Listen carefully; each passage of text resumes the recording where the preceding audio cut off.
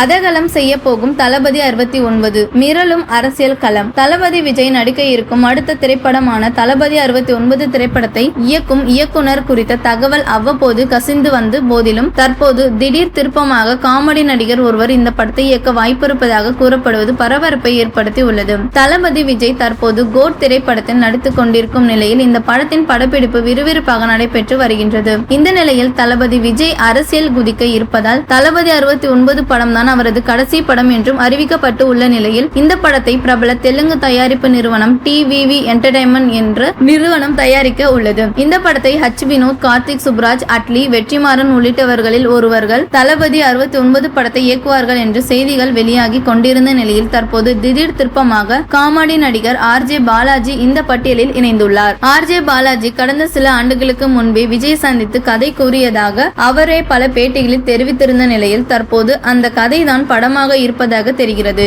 இதனிடையே விஜய் படத்திற்கு என்ன டைட்டில் இருக்கும் என சமூக வலைதளங்களில் பேசப்பட்டு வருகிறது. ஏற்கனவே ஒரு பேட்டியில் அட்லி விஜய் படத்திற்கு ஆளப்போரான் தமிழன் டைட்டில் வைப்பேன் என கூறிய வீடியோ வைரல் ஆகி வருகிறது. இந்த டைட்டில் பொருத்தமாக இருக்கும் எனவும் ரசிகர்கள் கூறி வருகின்றனர்.